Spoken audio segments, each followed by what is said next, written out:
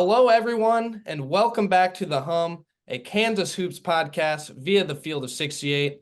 I'm your host, Sam Lance, and I'm here with Jackson Bezdek once again. And today we have a very special episode planned for you guys for episode 14.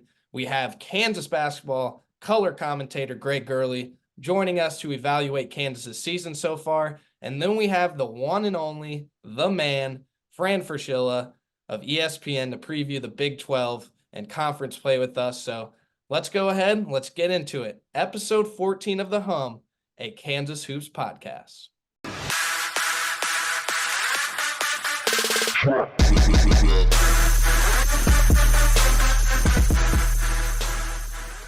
Welcome back, everybody, to The Hum, a Kansas Hoops podcast via the Field of 68. We are now here with a very special guest and Kansas basketball's color commentator, Greg Gurley. Greg not only commentates, but he also has quite the history as a player.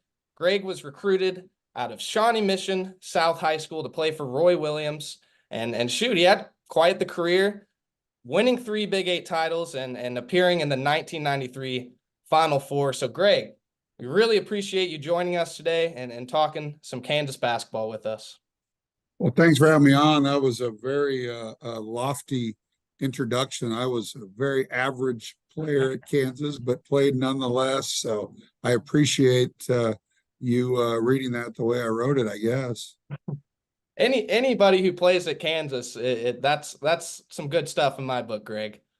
Well, we had some good times. I mean, I talk about it all the time about how where Kansas was at after the 88 national championship, which you think would be like on the top of the world, but people forget that after the 88 national championship, there was probation and couldn't even defend their title. I was part of Roy Williams' 3rd recruiting class. And in Roy's 3rd year, they played for a national title after being on probation. So I always try to make sure that everyone realizes, even younger people, whoever, older people get it, but Kansas basketball could have gone one of 2 ways.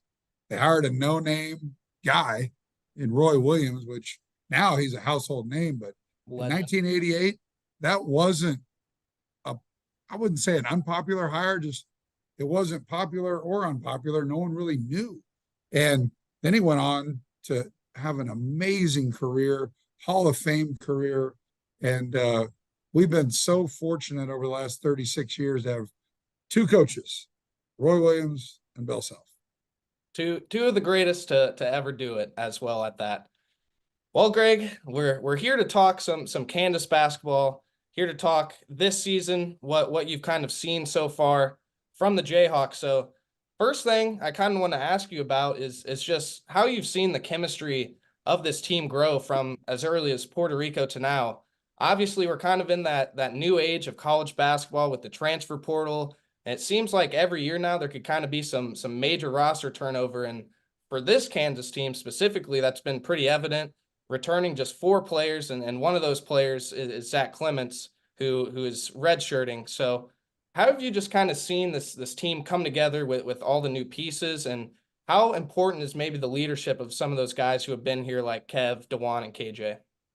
Yeah, I think I'd even go back further than Puerto Rico because most of this team got here in June. And, it was Hunter and Nick and all these guys trying to figure each other out and how they were going to mold in with DeJuan and everyone else. And I've said this on many broadcasts that the best recruit we got this year was Kevin McCullough. Because when Kevin McCullough decided to come back, that made our team. Without Kevin McCullough, and obviously the first 13 games have proved that out, without Kevin McCullough, we're really good, but we're an entirely different kind of good. So getting Kevin with all those newcomers and to be that kind of steadying force, leading scorer, tough guy, make big shots, have the courage to step to the free throw line on the road, whatever. He's done it all. If they came out with an All-American team right now, Kevin McCullough would be a first-team All-American. Yep. No question there. At a minimum, a second team. I don't know. I don't know 5 better players right now, but let's just say an All-American. So he's got an opportunity to be put up in the rafters, just like Ochai and Jalen the years before him. So I love this team has gotten so much better since Puerto Rico, so much better since Honolulu. I mean, so much better since Indiana. So I think that we're in a good place. The Big 12 is a monster like it always is. We're going to find out a lot real fast. We've had a weird 3 or 4 weeks where we've only had like 3 games, which we went on a run in November where it was game after game after game. Then we played the let's see, the 15th, the 22nd, and the 30th. I mean, over the last 3.5 weeks. So we should be well rested. All those guys playing big minutes should be good to go. TCU on Saturday, huge test. Last year, at one point, they had us down 37-15 in Allen Fieldhouse. They went on to whoop us. So hopefully we got, stuck in our crawl a little bit from last year, at least the 4 guys that played. And we have a different result on Saturday before we head to our first time ever to Orlando, Florida to play Central Florida. Absolutely. This kind of building off of Kevin and talking about the core 4 this year, which is, DeJuan, KJ, McCullough, and Hunter Dickinson. We've talked about that core 4 kind of all season long on this podcast. Just how good really are those guys? How far do you think they can take Kansas? And do you think there's a better 4 in the country right now? I don't know. I'd find that hard to believe if there is. I'd be curious who's going to show that to me. I thought early on, I thought Duke might have that. They still might down the road.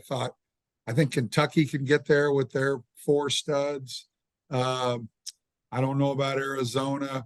I don't think Purdue has 4 stars. They have 4 guys that are really good, but I wouldn't put them on the same level. So, yeah, I don't see any reason. I mean, there's no awards for the core 4, but if there was, I love our group.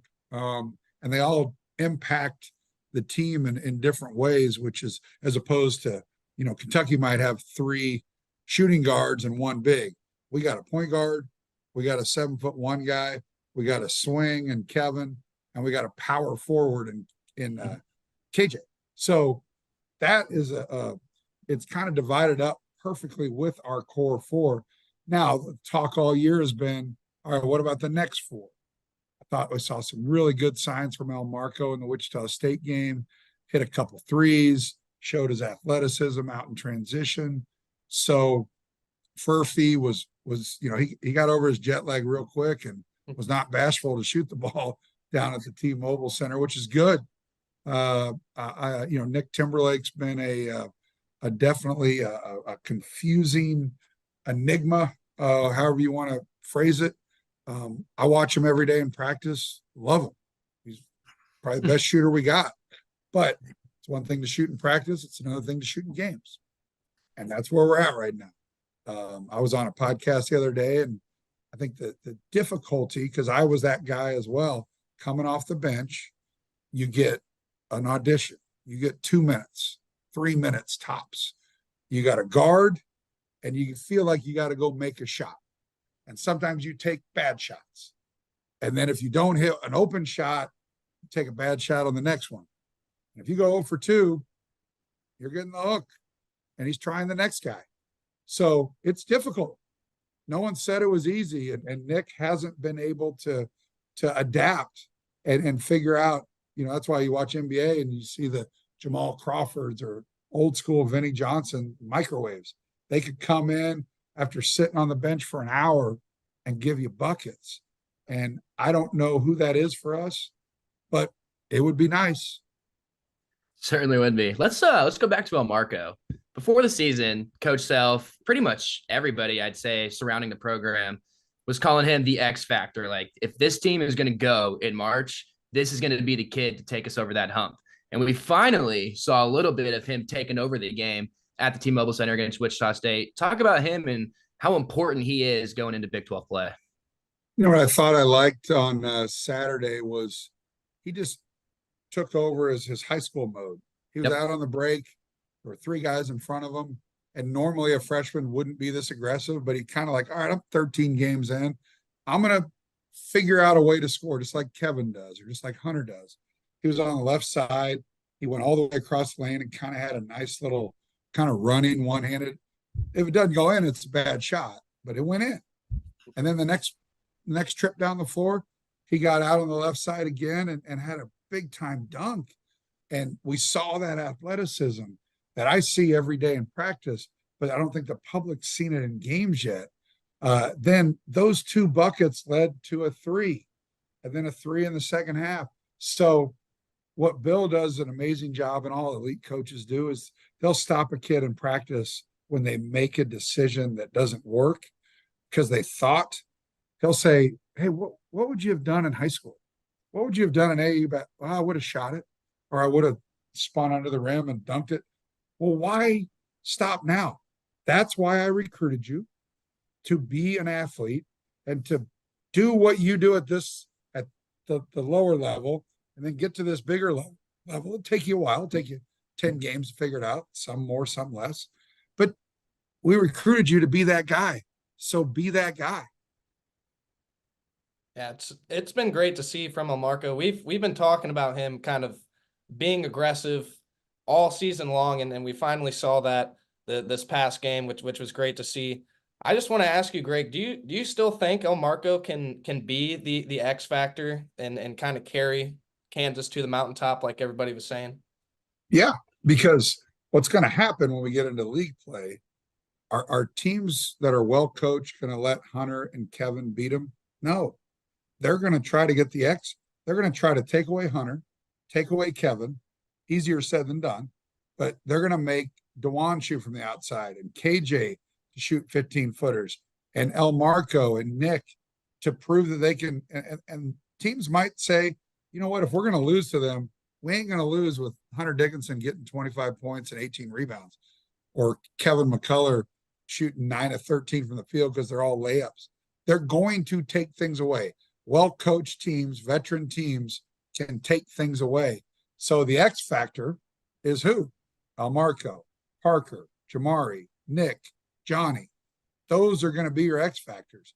Now, our big boys are going to get what they get, but it's how they limit that and how other guys react is going to be the real X factor. So in talking about Timberlake, and your analysis on that, spot on, the 2-minute audition thing is a very real thing that I don't think you're not really thinking about. Like when Timberlake checks in, he's like, I have to make this or I'm sitting. And so now at this point where we're at practice, what is Coach Self? I mean, you said it, he's hitting shots at practice. What do you even tell a guy like Timberlake right now, who's so experienced, has played so many games, and has probably really never struggled like this before? Well, Bill's a master at this. I mean, he's also very impatient. Number one, if you I don't know if I'd call it a negative, but you don't make that shot in that 2 or 3 minute audition, he's going to yank you.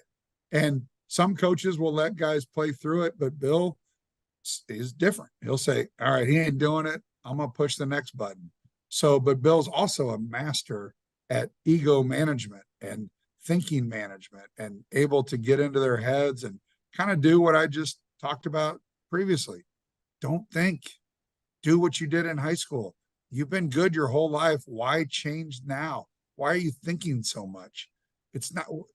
Adults do an unbelievable job of complicating things, and kids want to be adults. Nick, and I was the same way. Don't think that's all I do now athletically is play golf, and people are amazed at that I'm a decent golfer, and I don't read putts. I don't think that much because when I try to think about stuff, I'm awful. When I grind over it, but when I'm just relaxed and I'm just okay, this will work out. It doesn't always work like that, but the percentages are in my favor on a putt or whatever. It's the same in basketball. Just relax, have fun. We worry about what media is going to say or what our friends are going to say or what they're going to say at a bar. And it's in human nature to feel that way, but the less you can think, in my opinion, the better. How much do you think this team's ceiling kind of rises if Nick starts playing well, kind of stops thinking? And on the flip side of that, what do you think Nick's ceiling is as far as contributing to the team this year from what you've seen? I'd say his ceiling is kind of like what he did against Yale. He had 13. but let's say I'd like to see him shoot 4 threes a game, because if he shoots 4, he's going to make 2. He should, when he's playing with confidence and momentum. So shoot 4 threes. He's sneaky athletic. He can get out and run. He can finish. He should be a good free throw shooter. He's not right now. He's missed several front ends of one-on-ones. He should be a knockdown 90% free throw shooter, but that gets back into the head thing. It's not a physical thing. Kid, I watch him make 100 free throws in a row, but you get in a game with 4 minutes to go at the United Center against Kentucky, it's a little tighter. Like I want that stat of what is your free throw percentage under 5 minutes to go in a game that's within 5 points. That's the real number. Now, you want to make them all the time, but you kind of tighten up there at the end of the game. So I think his ceiling, I mean, I don't want to give him a ceiling, but I would love it if he could average 6 to 9 points a game, give you 15 really good minutes. I mean, how do you play us if Nick and Johnny and Marco are hitting shots, and Kevin's, we used to always talk about Kevin. Hey, if he could get to 36, 37% from the 3-point line, we'd do whatever. But now he's north of 40% right now. I think maybe after the Wichita State game he went down, but that's, I don't want to say fool's gold, because it's not fool's gold, because he's good enough to do it. He's just playing with an unbelievable amount of confidence. But there's going to be games where he struggles, and you need Nick, you need Johnny, you need Elmar, you need them all the time. But I think we can become a team that teams really struggle defending, because you got an inside presence, you got a point guard with a great float game and a great penetrating pitch game. You got Kevin, who's your true wing that can shoot, drive, draw fouls. You got KJ, who can clean a lot of stuff up. He can make a bad alley-oop pass look like a perfect one, because he's a freak athlete. So we kind of got it all. We just, when it all meshes, we're going to be, I say we're going to be pretty good. Shit, we're 12-1, but Yeah. I get it. Number 2 in the country. Yeah. That's Kansas. That's Kansas fans and Kansas media for you. All we're really doing in this segment is nitpicking things we don't like. And I guarantee you the purple people out west are, if they're watching it, which they're not, but listen to the KU people complain about not shooting 40% from the 3-point line and being 12-1 and number 2 in the country and a likely number 1 seed in the NCAA tournament. I mean, I'd be pissed too if I wasn't a KU fan. We are historically spoiled. Let's just say that. Correct. Absolutely. That's a great way to put it. Let's talk about Johnny. How much have you seen him grow as a player and a person from moment he steps on campus to now? Because I mean, it wasn't just a basketball change for him; it was a complete life change for him. Yeah, and we forget that was early August when he made the decision to do this. I remember we had just got to Puerto Rico, and we went to this reception, and I remember Bill telling me, he goes, "Hey, we got Johnny," and I was like, "Oh man," because I had watched. That's how dumb I am. Me and him about 2 weeks earlier were on a deal, and he had told me prior to that about this Furphy guy. So I YouTubed it and I watched. God, he's really good. I like him. I go, I love it when a left-hander has a smooth-looking jumper. And he goes, "What are you talking about? He's not left-handed. He's right-handed." I had just typed in Furphy, Australia. I didn't know this, but Furphy's like Smith in Australia. There's a lot of Furphys. And I was looking at the wrong kid. And then I watched the right kid, and I liked him even better. So, he's young. You're not planning on leaving your home country, but on August 10th or whatever it is, I don't know if you guys have ever been over there, but obviously it's a long flight. I've done it 16 hours. Like, you think about it, that's all the way across the world, and you're homesick and all that. So I think it's been a process for him to figure things out. The speed, the strength, everything, the way you're coached, he got thrown into the mix like that. So I think his maturation, even over the couple months that he's been able to practice and play, has been great. He's obviously got some deficiencies, and that's his body. He's very slightly built. He's thin. Strength is going to be a factor. He's an off the charts athlete. He can really shoot the ball. He's got a real quick release, concise. Not a whole lot going on, which is a good thing. I think he's got the ability to be a pro. He's got to learn how to play defense without touching. It's the speed and the strength of the game. He's, a guy will get by him, will get a hand on it, and he's got to stay out of foul trouble. But that's going to be the biggest thing for him is speed and strength of the game. The way he's coached, the way Bill Self wants to play defense. We're going to run zone about 5% of the time. So learn how to play man-to-man, physical, fundamentally strong defense, and you'll get more time. Do you have any player comps for him? Because we really haven't seen anybody come through Kansas, at least in my life, like Johnny Furphy. Because I wouldn't say Grady Dick. Grady was just such an elite shooter. Doesn't mean Johnny can't get there. Boy, Wayne Simeon and I like to do this all the time. Try to come up with player comps, and I struggle with it with him because I don't know, because you would think maybe Svi, but Svi was a much better shooter. Johnny's a much better athlete, even though Svi's a great athlete. I don't know. I'm gonna need a couple more months. Yeah, same. We haven't been able to find a comp too, Greg. That's why we asked you.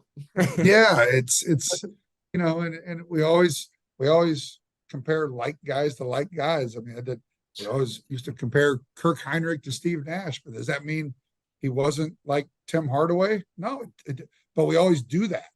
And Yeah. that's what Wayne and I always talk about it. And it's hard. I don't have a good answer, but there's definitely there's somebody out there. I just don't know who it is. All right, so we've talked about Furphy, a freshman. It's time to talk about another freshman and Jamari McDowell. And I'll be honest, Greg, I've covered Jamari now since high school, watching him play AAU, and I absolutely love this kid. I mean, he defends, he can make shots, he rebounds really, really well for his size. He just kind of plays with so much energy. Does it surprise you that he's kind of made his mark on this Kansas team so far? And how do you think he can kind of become that seventh, eighth man that Self really trusts?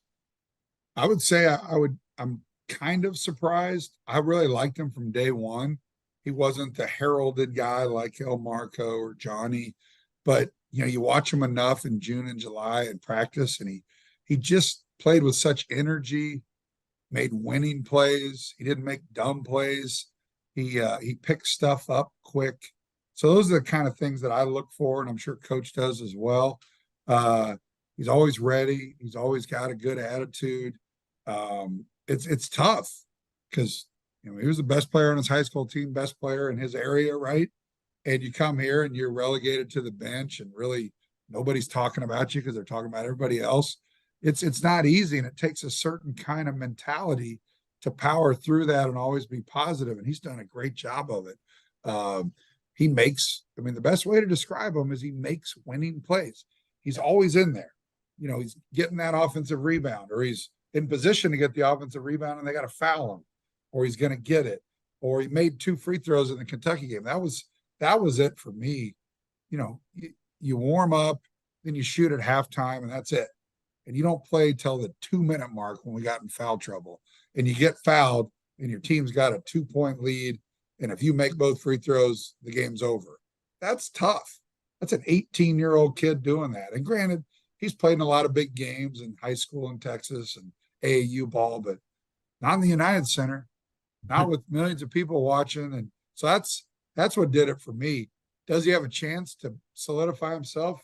For sure. Bill Self likes guys that make winning plays, and he doesn't have a coach on the floor. As a freshman, it's invaluable. They've done an amazing job of getting guys like Jamari and Frank Mason and Devontae Graham and Travis Relaford. I just go on and on and on, because we're going to get in there. Who's that? I'd even throw Marcus Garrett in there, specifically kind of Russell Robinson comping Jamari. No, exactly. Christian Brown wasn't a heralded recruit. He wasn't a McDonald's All-American, we knew him because he lived down the street. I know his parents and all that, and I was all for it. But most people are like, all right, Blue Valley Northwest, another kid that's going to be okay.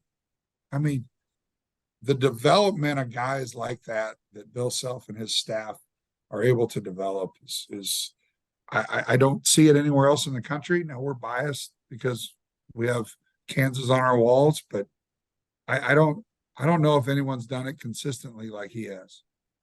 Absolutely. I wanted to ask you about kind of the two remaining players now, Greg, and that is Parker Brown and Zach Clements. First with Parker, just how well do you think he's embraced and kind of accepted his role of just being that backup for Hunter? And for Clements, how is he kind of handling the redshirt season? So first of all, on Parker, so again, I know his parents very well. I obviously know Christian very well. Parker's completely different. Like he's pretty soft spoken. He's just different. And so I always wondered how he was going to be in that role, and he's been great. He's taken his limited time and making the most of it. Bill wants to play him more. And he's not playing him more because of performance. It's just when Hunter's rolling, he's going to keep the 7'2" guy in there. But you always see when Parker comes in the game, he makes an impact, whether it's a block shot, whether it's an offensive rebound, whatever it is. He seems to get an alley-oop in about every game. He's bouncy, he's quick off the floor. So I think he's been a great addition. And I don't think people looked at it when we said, okay, we're getting Parker Brown. I think most KU fans are like, or everyone in the Big 12 is like, they're taking him because it's Christian's brother. No, he can play.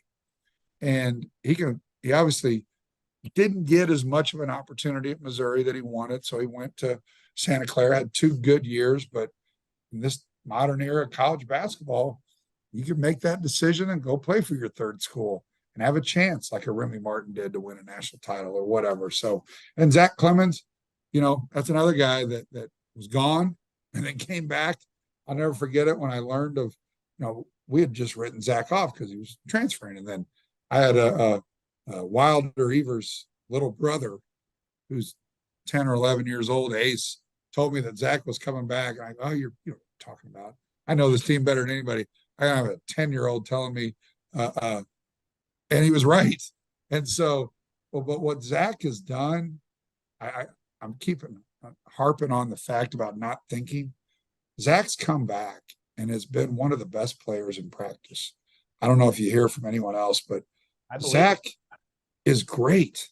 Like you go watch him and our guys can't guard him. Now there's a little bit of the pressure's off when you're redshirting and Bill tells you that, hey, you're the number one, you're Dalton Connect from Tennessee. Every time you touch it, shoot it. So the pressure's off and you don't have to think and you make some shots. Everybody's like, okay. So it's harder when you're the guy. But I'll tell you what, Zach's been awesome. It's nice to have him in our arsenal for next year. But he makes us better every day in practice. Yeah, he's known as kind of that stretch big, and it's kind of cool for you to say kind of playing that Dalton Connect role because he can really. And I just used him because whatever the best player is on the other team, when they say, all right, we're running the scout team, he's going to be a scout team because he's not playing, and pick the best player. He's going to be that guy, and playing with a free mind and not worrying about if coach is going to tell you it's a bad shot. It's amazing how much better you get. And if you can take that, if Zach can take that and parlay that into next year, because that's where I think Zach struggled, because Zach will catch the ball and you look over at the bench and look at like he thought too much. Zach's a great player, but he was so concerned about getting pulled or missing shots that he played scared, and he's not playing scared right now. And people also forget he was a top 50 recruit whenever Bill Self brought him in. Right. So Blake, Exactly. we've talked players. Now we just kind of have a few other things to wrap up. And firstly, I just kind of want to talk about this Kansas resume with you. Kansas is 12-1 right now, wins over number 4 UConn, number 5 Tennessee, number 6 Kentucky. You also have a pretty good win against Indiana on the road. I know they just lost to Nebraska and they have all sorts of issues, but on the road in that environment, good win. Missouri at home, and one lone loss to number 7 Marquette. How do you just evaluate this resume so far, and do you think this team will ultimately end up with a third straight number 1 seed? Yeah, so if we were having this conversation 2 months ago and you went through that schedule and said, "Hey, Greg, you're going to come out 12-1," I would have given a lot of money for that or whatever. So sign me up. And so after going through it and the way we went through it and the way we won games down by 14 to Kentucky, playing Tennessee after a tough loss against Marquette, 12 hours later, I mean, we got back to the hotel that night at 9 p.m. and we played Tennessee the next morning at 9:30 a.m. So just over 12 hours later, we had a game. We had a number 3 ranked Marquette or whatever rank they were to then play the number 6 or whatever they were at the time. That was crazy. We had a 5 a.m. wake up call. Now, so did Tennessee. I'm not belly aching about the situation, but our guys persevered and figured out that it won't happen again the rest of the year. I've been around college basketball a long time. It's never happened anyway. So that was kind of a weird one, but I love the fact that was a toughness win. I thought the Indiana game was a toughness win. Throw out the fact that they got whooped last night by Nebraska and had some other weird games. It's a good basketball team in a top 5 venue in the country where we got their best shot. They were shooting the ball terribly from the 3-point line before we got there. And then Malik Renault makes 2 in the first half. Like I've seen this 100 times. Throw the stats out the window. They're going to make shots. We have to figure out a way to persevere. And we did. So the resume is, I think, the best in the country. I guess you could argue Purdue, but their lone loss was to Northwestern. Our lone loss was to Marquette. So, okay, doesn't matter. There's 4 number 1 seeds. Answer to your question, no question about it, we're a 1 seed. Now, we got to go on to the Big 12 and go, we got to win, we got to go 13-5, 14-4. We still have 18 games, right? I think so, yeah. I don't think they changed the amount of games. I'm pretty sure. So, yeah, so let's say we gotta go 14-4, win a game in the Big 12 tournament. We're a 1 seed, yeah. And I don't think that is going to be unreachable. I think we're going to go 18-0. I mean, I'm the ultimate optimist, but I know we're going to drop some games. So, newsflash. What are some things that this team has done so far in the season that kind of give you some comfort of like, all right, I really think this team's a second or third weekend type team? I think the same things that give me comfort also give me a little pause. And that's the fact that we've managed to get down in a lot of games and managed to come back. I don't think that's a solid way to plan out the year. I don't think you never plan for it, but I don't think we have the firepower to continuously do that. And then in a one and done scenario in the NCAA tournament, any team's better playing from out front. That's the dumbest statement ever. We know that. But my comfort is that we've gotten down by double digits multiple times and we've come back and won. But that's also where I show a little like, okay, stop it. So I think that's what it's like one answer for the same question. Yeah. And then a lot of talk about the depth this season and even a little bit about a lack of 3-point shooting. I don't necessarily think it's, percentage wise 3-point shooting. There's just not really like a knockdown shooter in that starting lineup. So do you personally think these are massive issues for Kansas right now? I wouldn't call them massive because we got other things that we, if we don't shoot the ball well from the 3-point line, we got a 7'2" guy that's automatic under the basket. We got a guy that can drive it, draw fouls, get layups, mid-range it, and Kevin. So, yeah, it's a big deal.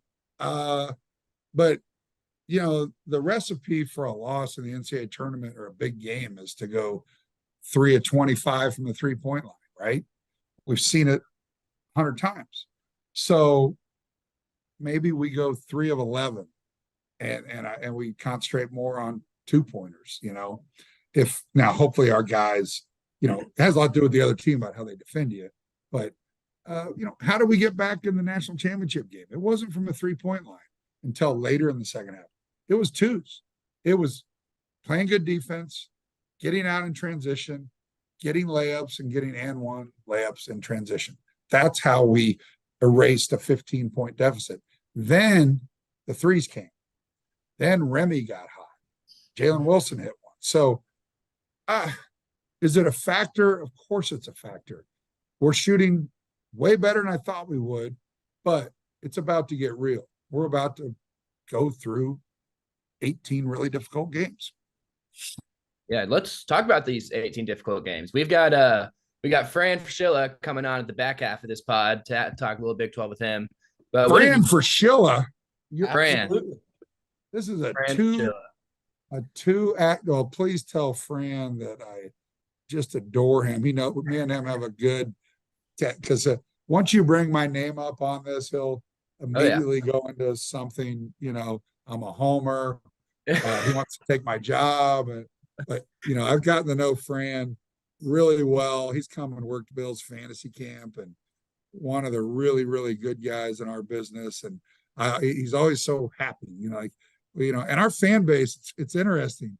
Our fan base They don't like him that much. I don't get it. It's strange. It's strange. He knows Big 12 basketball better than anybody. We grew up listening to Fran. I just don't get twice it. a week. And the frustrating thing is, and I get it, our fan base doesn't ever want to hear anything negative about their team. Fran will be honest, whether you agree with him or not, he'll point something out. That's what's his job. He's Fran, different than me. Fran does not work for the Jayhawk radio network. Fran works for ESPN, where you have to call both sides.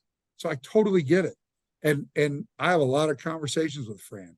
He loves us. He loves Bill. But our fan base does not believe that because of the way he commentates games. But Kansas, Jayhawk Nation, he has a very difficult job.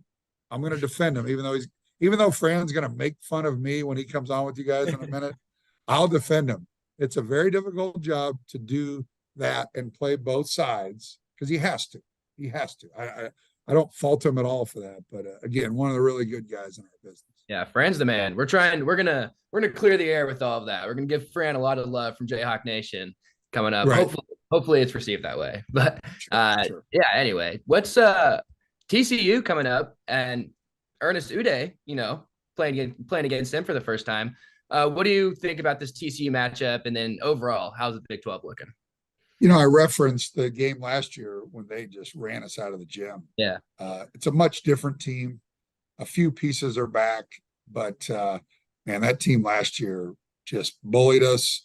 And, you can count on one hand the amount of times Bill Self's been bullied in his own building, and it just doesn't happen very often. But Bill and I were talking yesterday, and he brought up the fact, he goes, did you know we were down 37-15? And Jalen had a good game. Like he actually was killing them, but nobody else was. So hopefully with Kevin, DeJuan, and KJ, that sticks with them, and we get out there. We gotta, can't afford in this competitive league. You got to be able to defend your home court.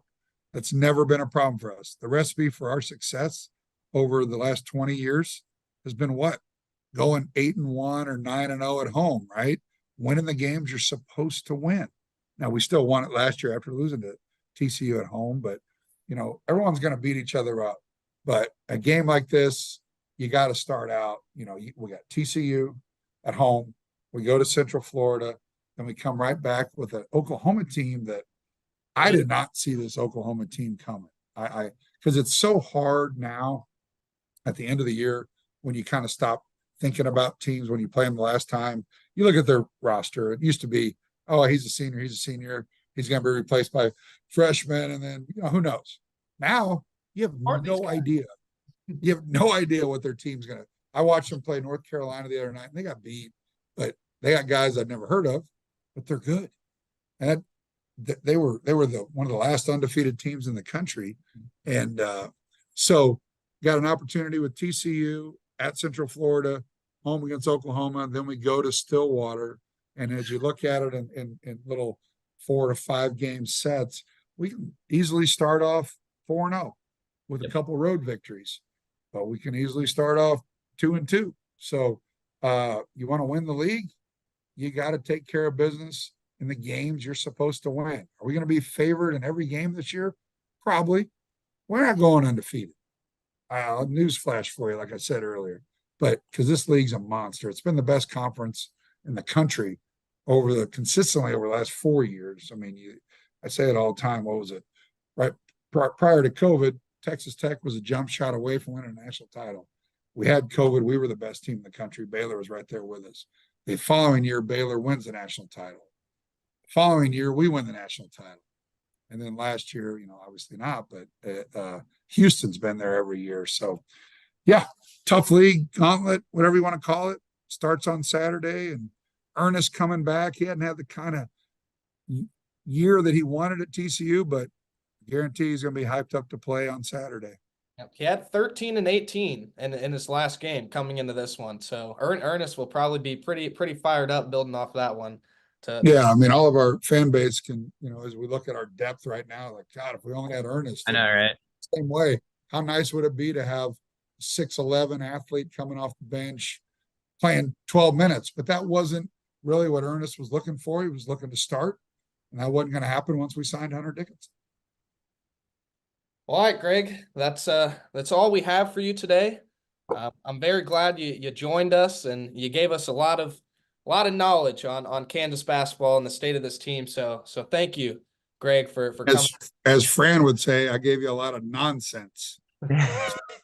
Please, hey, we'll give Fran some love for you. How about that? Yeah, maybe clip off that part where I was very positive about Fran, and tell him that Greg wanted to say hi to his little buddy.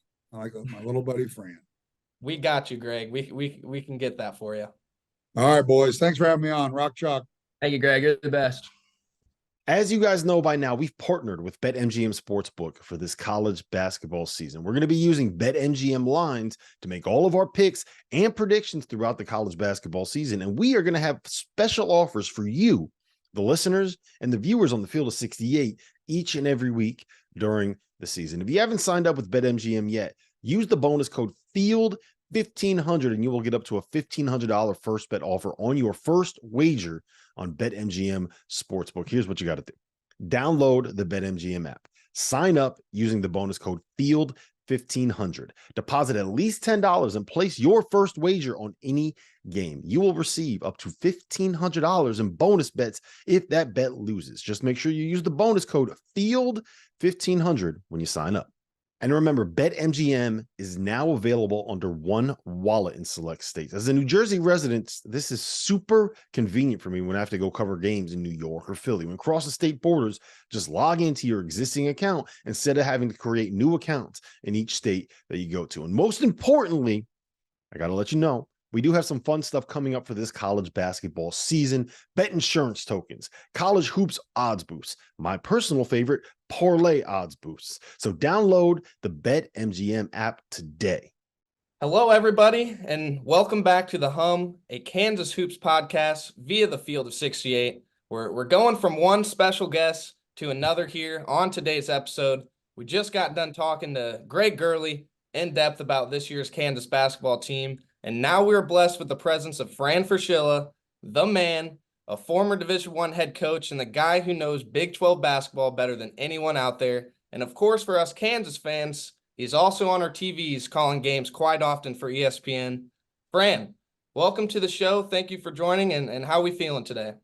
We're doing great, Sam. Ready for Big 12 play, and tough act to follow when you follow Greg Gurley. It's like trying to follow Brad Pitt in a movie. So I'm excited to be with you guys. Love talking Big 12 and KU basketball, and ready to go.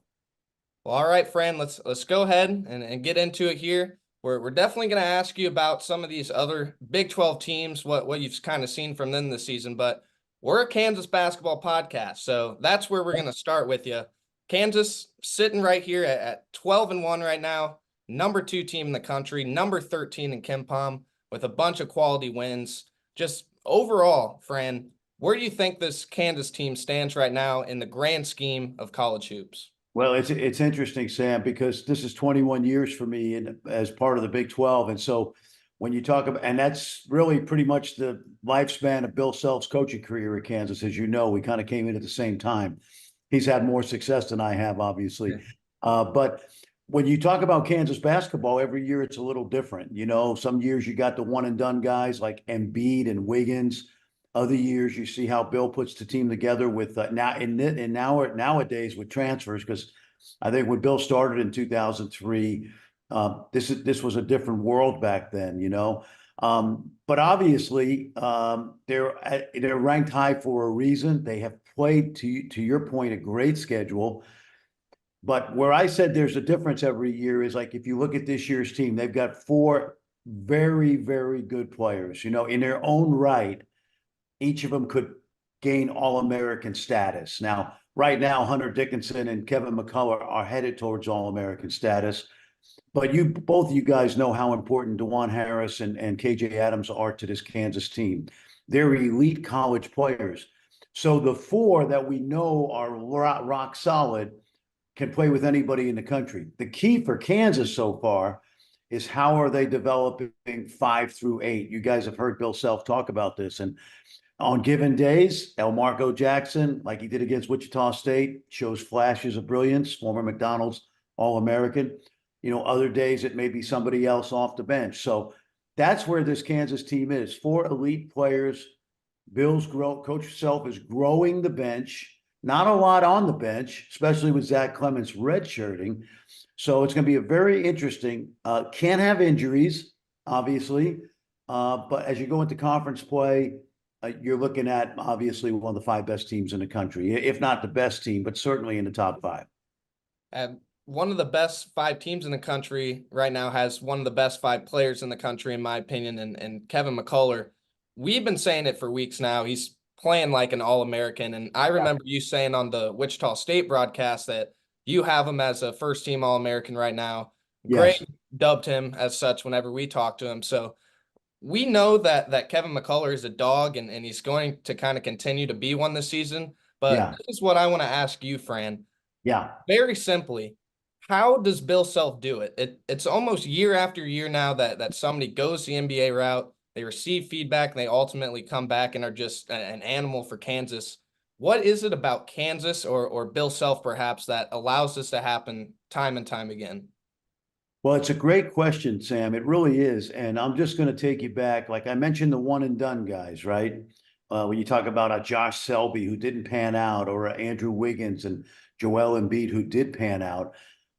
Bill's gotten great, you know, reviews for his recruiting of those guys through the years. But the magic of Bill Self, among all the great things he does, because he is a Hall of Fame coach, and he very well could end up seriously among, you know, the 5 best college coaches of all time. You know, when you talk about, you know, Coach K and Dean Smith and John Wooden, you know, Bill's certainly trending in that direction. So what is it about him? And there's so many things, but as it relates to your question, what I've seen recently is, and let's go back to Frank Mason and Devontae Graham, 2 guys that weren't heavily recruited, similar to Christian Brown, Ochai Agbaji. Jalen Wilson was somewhat heavily recruited, but not a top 10 player. And now you got Kevin McCullough, who's transferred. Did I say that right? McCullough? Okay, that's for your fans. That sounds perfect. Yeah, that's a Brooklyn accent, just so you know, it's a speech impediment. But in all seriousness, where Bill's brilliant is he's got this mystical quality to anoint a guy who he knows is already good and say, you're our man.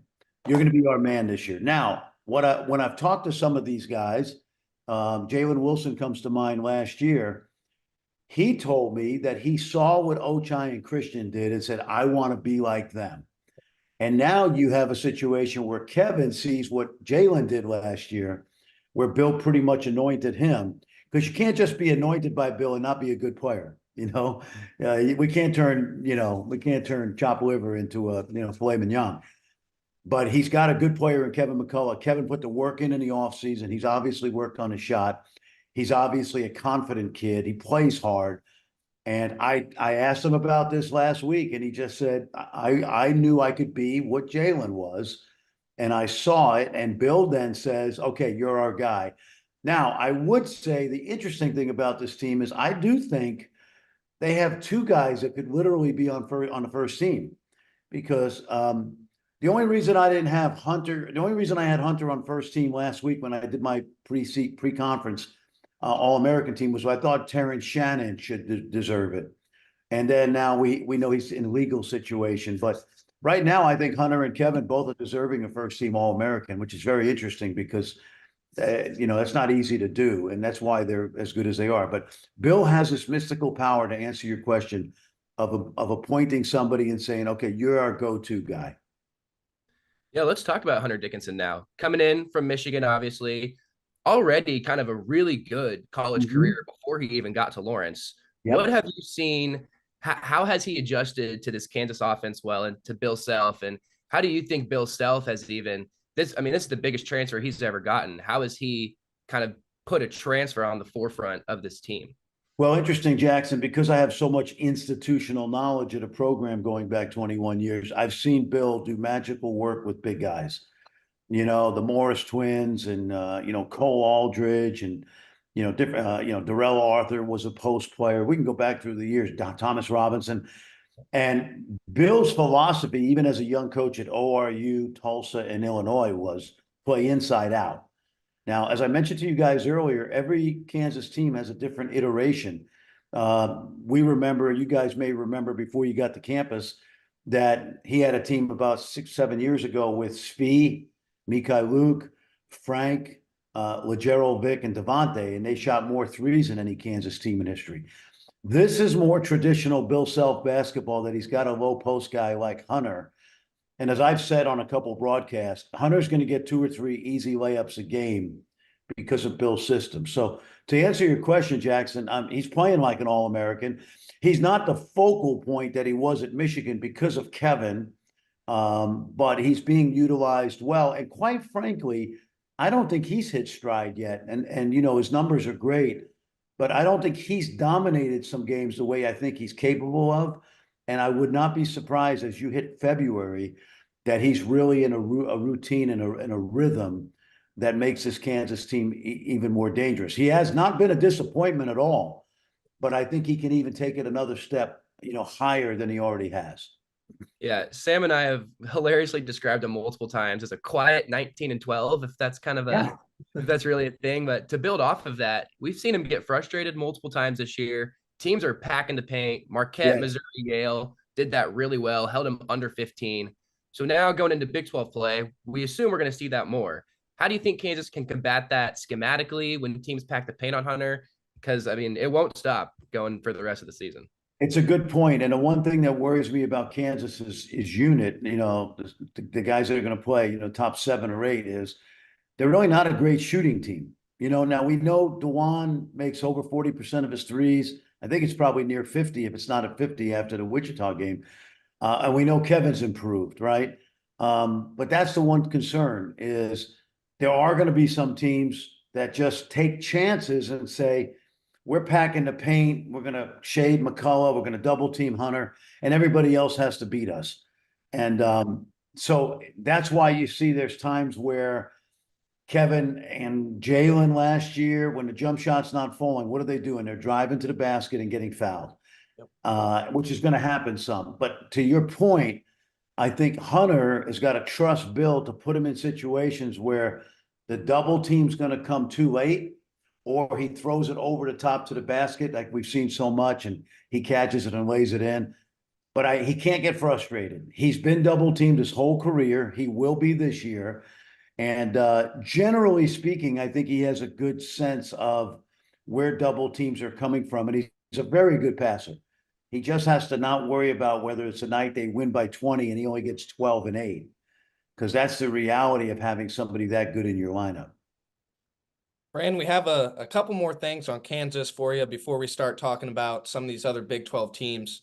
We've talked about the core 4. We know it's elite, maybe the best core 4 in the country, but like you said, Kansas is lacking a little bit of depth and still looking for better play through that 5 to 8.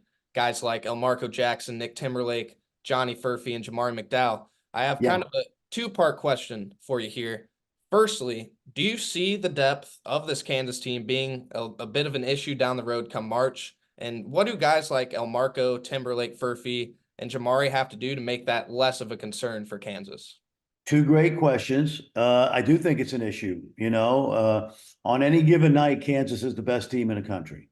That means when you go into the NCAA tournament, especially when you have a few days to prepare, then you have a day off in between. Fatigue is not a problem. I know that's been written about this week in the local papers about how much depth will they need to get through Big 12 play. Obviously, the first thing is no key injuries, because that devastates your season, and that devastates any team season. If Jamal Shed were to get hurt, God forbid, at Houston, or Tyrese Hunter at Texas, these would be issues for every team. And we know, unfortunately, that there are going to be some injuries in the conference. Excuse me. So that's a concern. But the more important concern is which of the guys off the bench can step up and at least, have an impact given nights. Like we saw Nick have his best game, I think, against Yale. But I'm kind of disappointed that he's not playing with the confidence he played with at Towson State. He was clearly one of the 2 or 3 best players in the CAA. And I know it's a different level, but he's played against good competition his whole career. And when I watched him against Wichita, I don't know how you guys feel, but there's definitely a confidence lacking in him. He's like, he's not just letting it fly. And I know Bill wants that. I think El Marco's showing signs. El Marco reminds me of the kid on the schoolyard where when he's playing with the older guys and they say, hey, take the young guy, El Marco, you're our 5th. And he's out there trying not to make mistakes. And yet you see a couple flashes of brilliance like we did against Wichita. So I think he's the one guy that can do it. I also think Johnny Furphy has the ability, like he had that 4-point play on Saturday against Wichita. I think Johnny's playing with more confidence, has to get stronger. He's going to be a much better player next year and the year after. But those guys come to mind. And, is it Jamari? Did I say that right? Jamari McDowell. Yeah, and Jamari's just a kid that we've seen through the years at Kansas who's going to be a terrific 4-year player. It's going to turn into a really good role player. And Bill loves his, junkyard dog mentality right now. But I don't see him coming in on a given night in the Big 12 and getting, 14 points off the bench. He's just kind of a placeholder for now. But I think the keys are Johnny Furphy and El Marco Jackson. And then, that Parker Brown's going to just he's going to give you effort. He's going to give you effort, a little bit of energy and, some backup minutes, behind KJ and Hunter. Bill actually said Parker's been probably the most consistent guy for 5 to 8, even though he doesn't play that much. Well, he's consistent because he's got so much experience, unlike the other 3. He's done it more so at Santa Clara than Missouri. But, I mean, he was a 2-year starter at Santa Clara on some good teams. He played with 2 pros, 2 NBA players, and he played against Gonzaga and St. Mary's. So it's not surprising that Parker's the most consistent because he's got the most experience. All right, Fran, now it's time to dive into the Big 12 a little bit. We don't have much time to kind of deep dive into all of these Big 12 teams. So I'm going to ask you this. Can we get each team's biggest strength, their biggest weakness, and then we want their most important player or their best, their best player or their most talented player, and then their most important player or X factor. And you can also include kind of just anything else you think we should know about some of these teams, and we'll kind of guide you through each one. Sound all right? Yeah, sounds good. And I'll really concentrate on the top 10. I know a little bit about UCF. They've had a good non-conference, haven't played a tough schedule. I know West Virginia's down. I know their players, but let's concentrate on the teams that we think are going to be postseason teams at top 10 or so. Sounds good. Well, one of those top 3 teams in the country right now is Houston.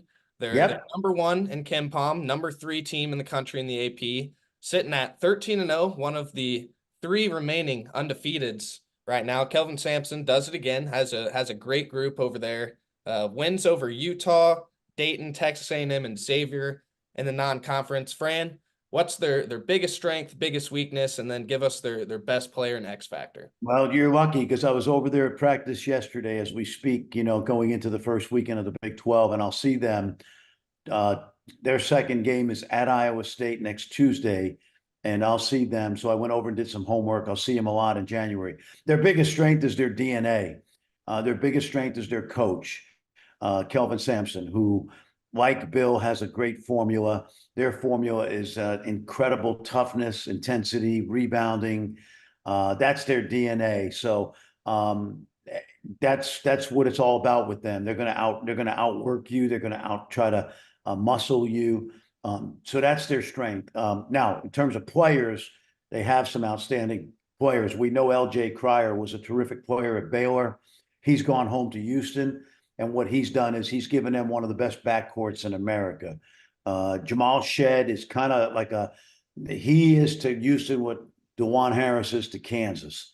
You might not think of him as a quote All-American, but like Wani, he's an All-American winner, and he's going to go down as one of the winningest players in Houston history. So that's their biggest strength. Weakness, I would probably say they don't feel good that they're a good offensive team right now. And so they've got to be a little better there. They've had guys like Quentin Grimes, by the way, former Kansas freshman. They've had good players that can score. They don't have a ton of that this year. Their X factor is a young man by the name of Emmanuel Sharp, who is now in the starting lineup, and he is a great shooter. And so that backcourt, because he's a guard, that 3-guard backcourt is arguably, if not the best in the country, it's certainly right up there. Next, we got one of the most consistently great teams in the conference the past few years, outside of Kansas, is the Baylor Bears, of course, led by Scott Drew. 11-2 right now, 15 in KenPom, 18 in the AP poll. They have good wins against Auburn and Florida, and have lost to Michigan State and Duke. So, Fran, tell us a little bit about the Bears. Well, again, winning DNA, and what I really enjoy about Baylor is that, I talked to Coach Self about this. Baylor's made Kansas better recently. Kansas has made Baylor better. Kansas has made everybody in the Big 12 better, because although Kansas has somewhat dominated the league, you could say, obviously, with 14 straight, they've brought everybody up, and they certainly brought Baylor up where now they're one of the top programs in the country. But when you talk about Baylor, I love their depth, and they've really hit it well on the transfer portal. This year, it's Ray J. Dennis. It's the young man from Nunn from VCU. Love those guys. They've got another first-round pick in Jacoby Walter. I believe they'll be, when it happens in next June, Baylor will be the only team in college basketball that's had a top 15 pick the last 4 years. Because this Jacoby Walter youngster will be a first-round pick. Good size up front, good young big guys. Yves Misi's a future pro whenever he comes out. And if there's anything about them that they just need a little bit more seasoning with those young guys. Jacoby Walter, Ojanwuna, who's a sophomore, and then Misi, they're going through the Big 12. And this is going to, that's no easy task. But love their talent, love their depth. Probably the deepest team in the Big 12. Let's move on to Rodney Terry's squad over at Texas. Texas also 11-2. They're 20th in the AP poll, but KenPom has them at 32. Yep. They haven't really had any huge signature wins. They just scraped by Louisville, and UConn and Marquette kind of had their way with the Longhorns. So strength, weakness, player, X factor for Texas. Well, let me give you a little inside baseball. Although you might think I'm in Allen Fieldhouse right now because of my Zoom background. I'm actually in Austin, Texas, and we'll see their game against Texas Tech. Now, keep in mind, all those numbers that you threw out are accurate, Jackson. But remember, most of that early season schedule was played without Shedrick and Dylan DeSutte. And when I saw UConn play Texas in the Garden, I was lucky enough to be right up close to the court. Texas trailed UConn by probably 18 or 20, and I think they got it all the way down to 2 or 4 without the two big guys. And they also just played a game recently because Tyrese Hunter had the fever, I think, against UTA. So I think they've got a lot of room for improvement in terms of where their analytics are compared to where they could be, say, by February 1st, because as you guys know quite well, at the end of last Big 12 season and in the Big 12 tournament, Dylan DeSutte was as good as any big guy in the league. He's back. He looks healthy. Shedrick gives them a good, solid player up front. Max Asmus is doing what he did at ORU, averaging 17 a game this year. And Tyrese Hunter's better. By the way, another guy who's probably one of the most improved players in the league. It's really funny because if you make me choose the most improved player in the league right now, it also may be the league MVP, Kevin McCullough. But in terms of improvement from being no factor to a big factor, Dylan Mitchell, the sophomore, tremendous. And he doesn't do it with scoring. He's just an incredible energy guy. So I really like this Texas team simply because we haven't seen the best of them yet. Personally, preseason, I had them as a top 3 team in this league. So I think the best is yet to come for the Longhorns. I would agree. Now, Fran, let's move on to, I would say, probably one of the biggest surprises in all of college basketball this year, and that's Mark Pope and BYU.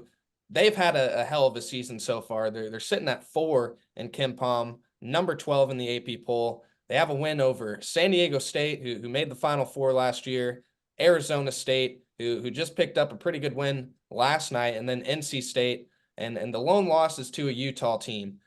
What's their biggest strength, biggest weakness, and who do you think their best player and X factor is, Fran? Yeah, well, and the loss at Utah is a rivalry game, right? That was a close game, and Utah's better, much better, although they lost last night, as you mentioned, but they're coming into the Big 12, and that rivalry would be great. By the way, KU does not go to Marriott Center this year, so they will not see 19,000 crazy BYU Cougar fans, because that's going to be a phenomenal place for teams like Houston and Baylor to go this year. Kansas will return the favor next year. But I've studied this team, and I've got them coming up in a couple weeks. They are a surprise. I don't know where you start because they play like 11 guys, and they're all pretty good. Ali Khalifa, I just put out a Twitter tweet yesterday with some highlights. He's the best passing big man this side of Nikola Jokic. How about this, guys? He's got 42 assists and 3 turnovers for a guy that's 6'9". That's crazy. Lots of good players. They're actually playing without arguably their best player, Fus Traore, the inside guy, who's been out and he should be back soon.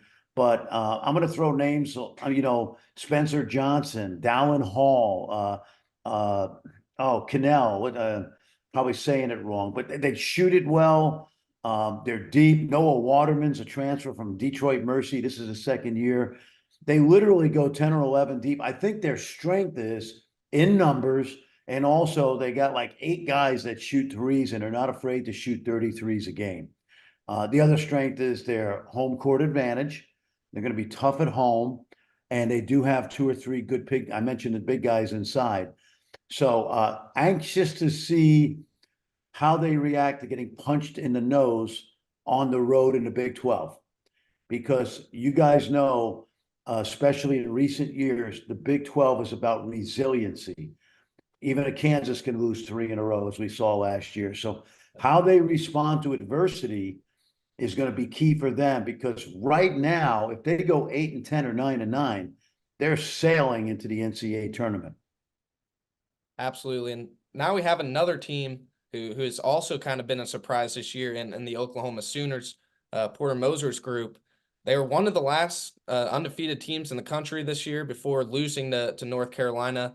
They sit at 12-1 right now, 26 in KenPom, number 11 in the AP poll, and they've beaten some pretty big name schools this year. USC, Arkansas, Providence.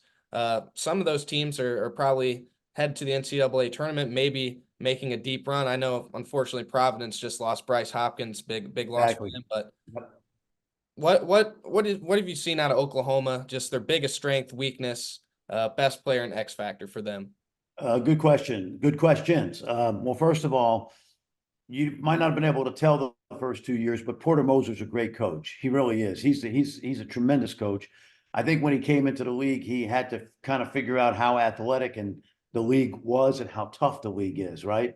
And he's done that. He's increased his athleticism, both with recruiting high school kids. Otega Owe, a sophomore, is one of the most improved players in the league. And they've added athleticism in the transfer portal. Javion McCollum is a tremendous point guard. Kind of again in that winner mode that you throw him in there with DeJuan Harris and Jamal Shed. So they got John Yulee, a transfer from Pittsburgh, with some size up front. They've got a nice, deep, athletic team. Javion is their best player for sure, I believe.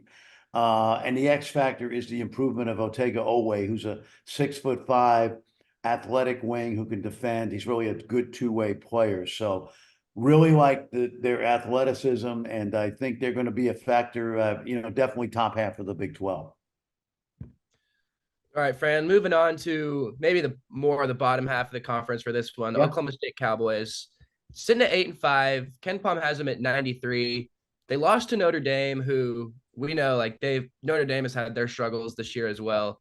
So what do we think the biggest strength, weakness for the Cowboys is, and who do you think, because I mean it's not over, they can still make some noise in the Big 12. What's an X factor for them that you think could see that turning the ship around? Well, Small, the transfer from ECU, is probably their best player along with Bryce Thompson. So the strength of this team is in the backcourt for sure. I think the weakness is probably scoring up front and size up front. Losing Cisse, who, when healthy last year, was a huge obstacle defensively for everybody in the Big 12. So I'm anxious to see what they're going to be able to accomplish up front. But when you talk about Oklahoma State, big year, it's Mike Boynton is a good friend. He's a New Yorker like me. He's a terrific young coach.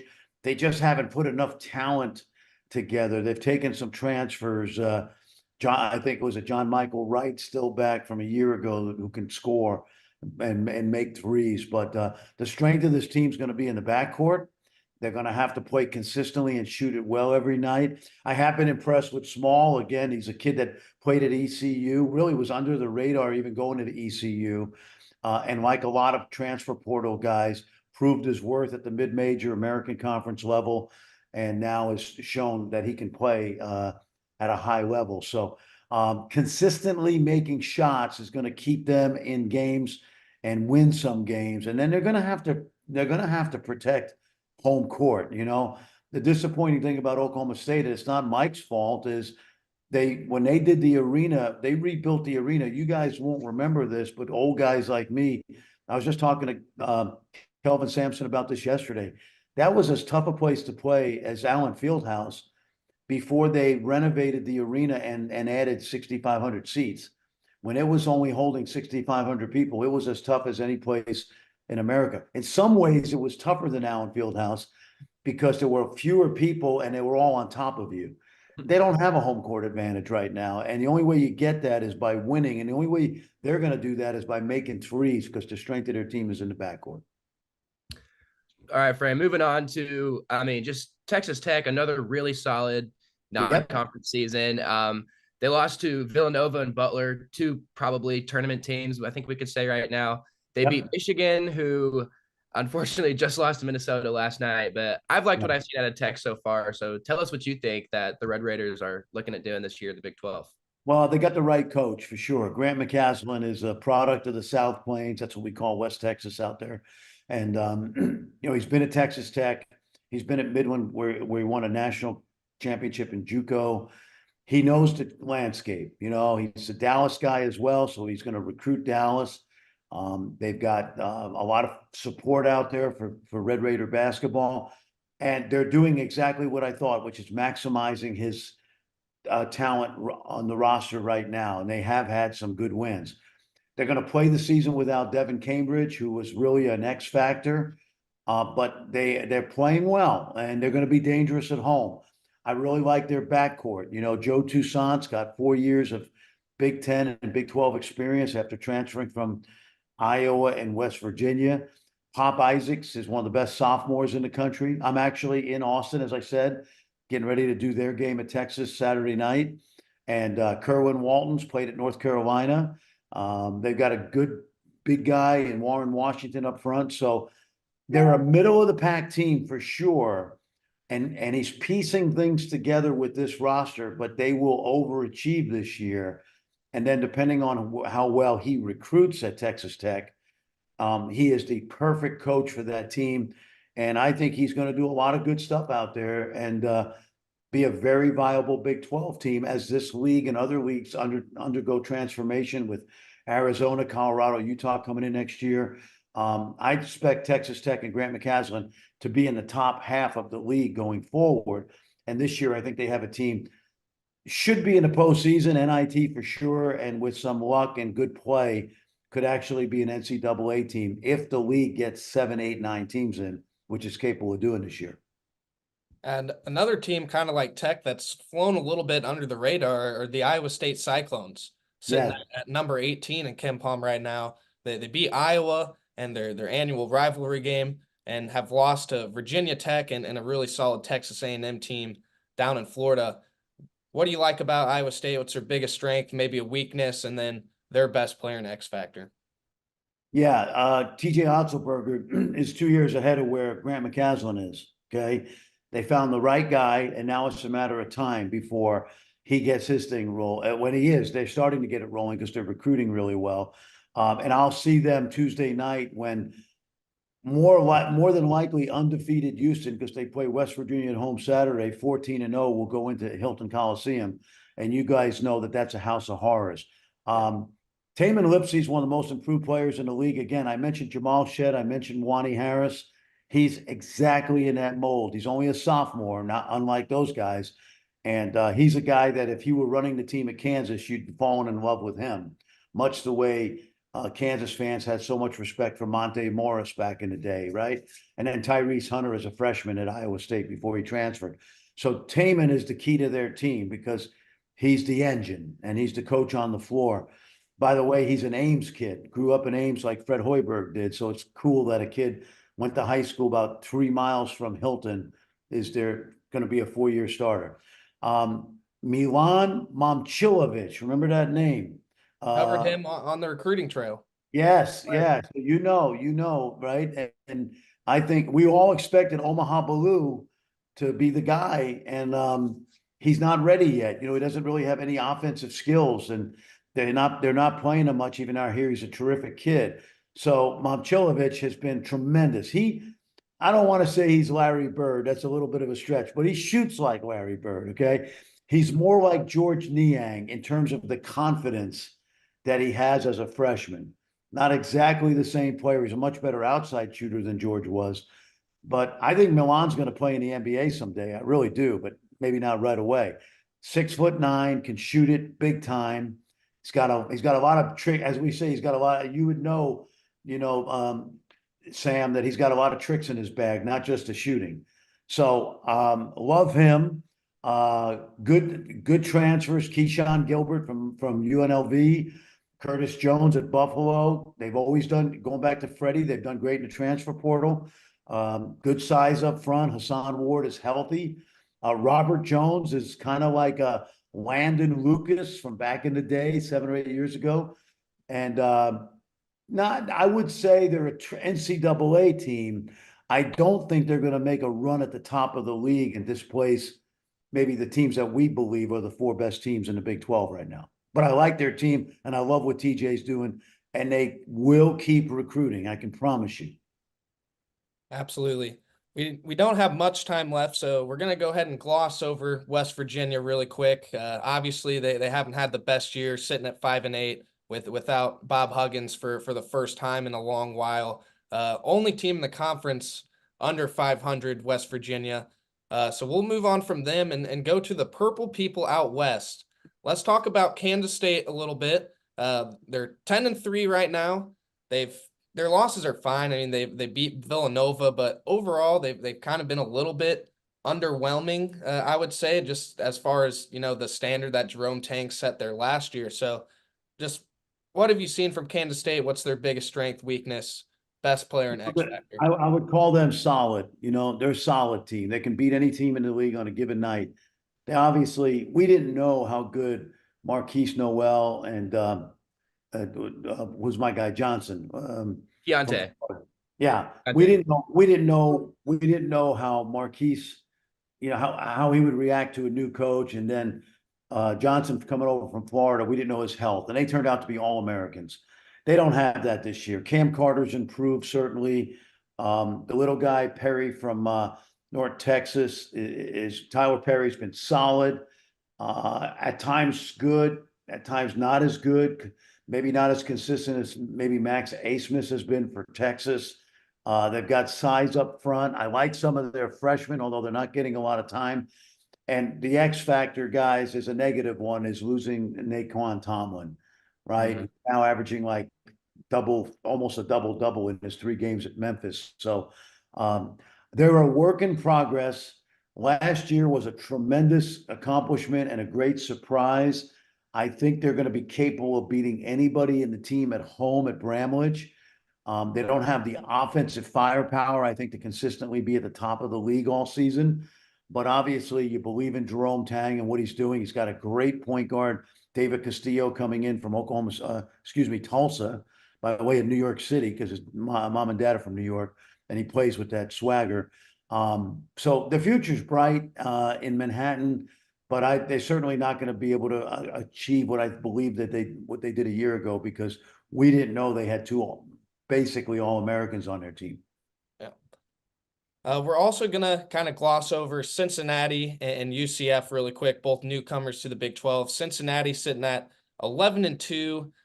They lost to Xavier and Dayton so far this year. Kind of the two rivalry games. They lost 2 rivalry games. Yep. And they do have, I will say this about them, they got great size up front. Victor Locken and Aziz Bandego, who transferred from Utah Valley, one very good offensively, 7-footer. The other guy, a 7-foot defensive specialist. Dangerous. Will be dangerous at home. And then also UCF, 9-3 so far this season. Played Miami and lost to them. They have a pretty bad loss to Stetson. And then Ole Miss, they lost you by 2. And Chris Beard's team is pretty darn good Undefeated, this season. So. Undefeated right now. Yeah. A good team, undefeated. Don't forget TCU now. A lot of veterans back. And I like their team. They're going to miss Mike Miles. They're basically Mike Miles-less this year. They got everybody back. Jameer Nelson's been okay, inconsistent, now out of the starting lineup. So basically, you've traded Mike Miles for Avery Anderson, who, while has had a lot of Big 12 experience, has always been inconsistent. But everything else about TCU is in place from a year ago, where they went to the round of 32 before losing to Gonzaga, and they play with the typical Jamie Dixon toughness. Dangerous team at home, absolutely capable of beating most teams in the Big 12 on the road. Don't think they're going to do to Kansas what they did to Kansas last year in Allen Field. Thank goodness. Yeah, last year TCU dominated Kansas. Fran, just for you, what are maybe some keys to the game for Kansas to not let that happen again? Well, again, Mike Miles is in the G League with the Mavericks, so he was so good. Hard to guard for anybody. Baylor had trouble with him. Kansas had trouble with him.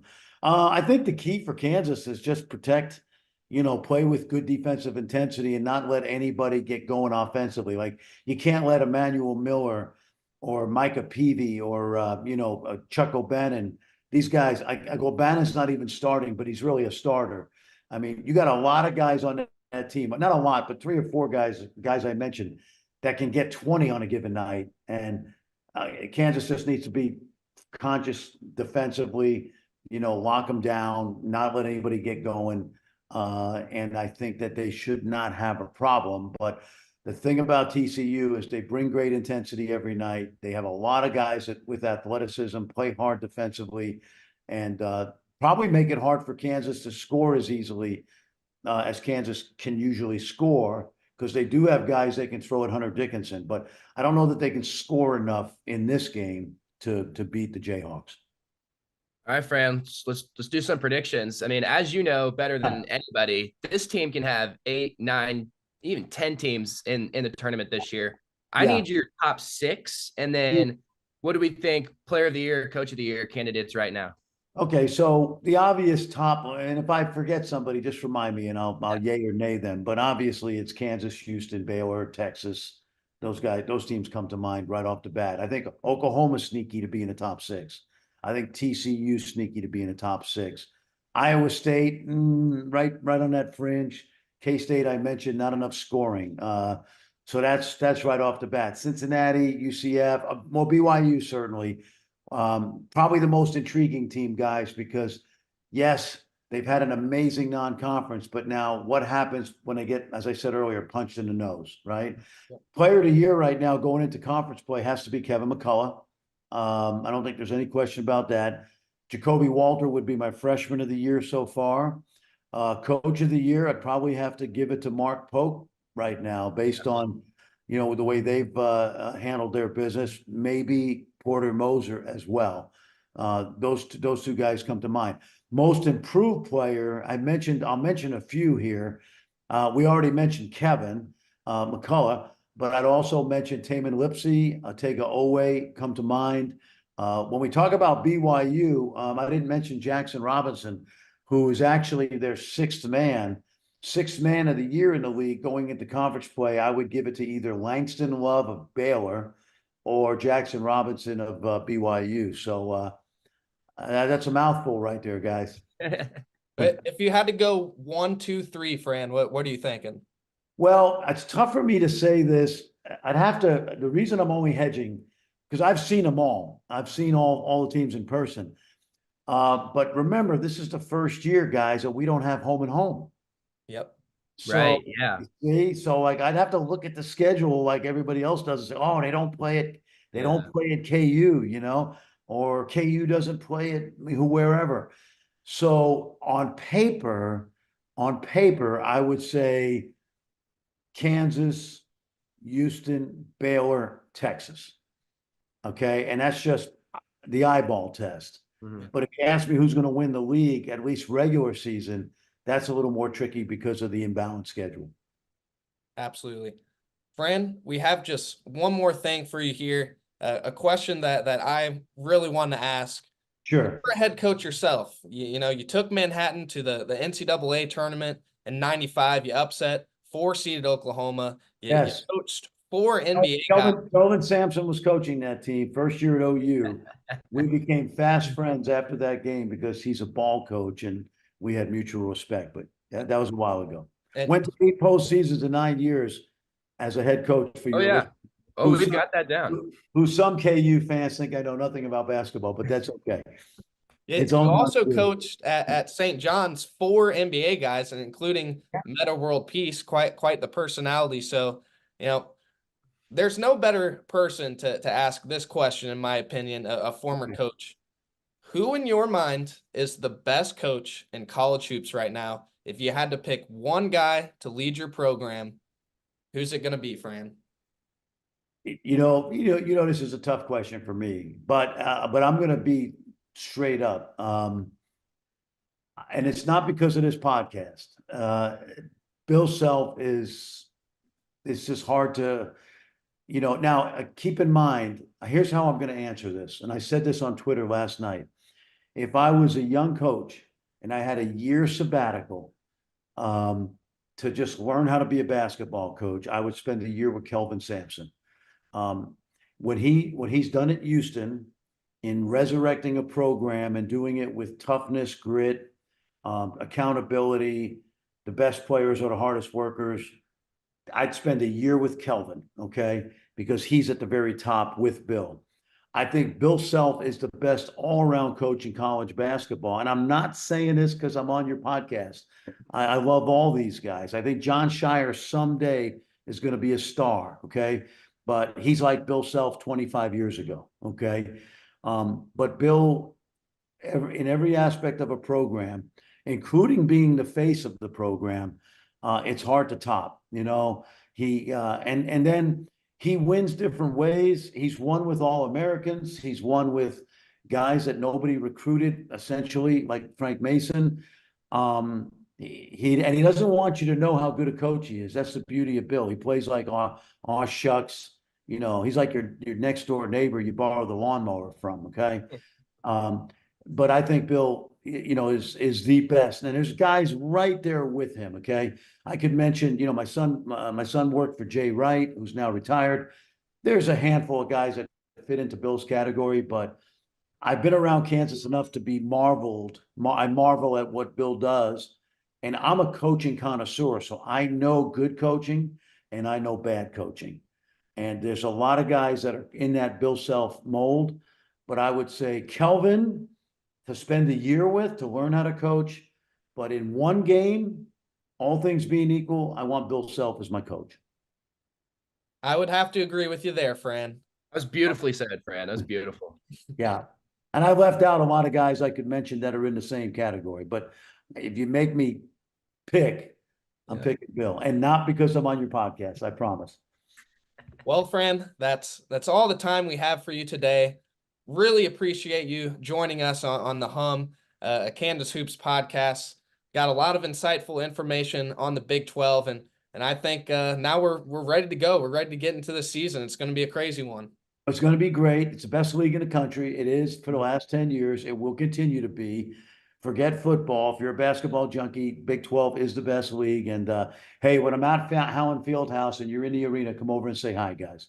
Done deal. Will do, Fran. Okay. Great being with you. Thank you, Fran. You're the best.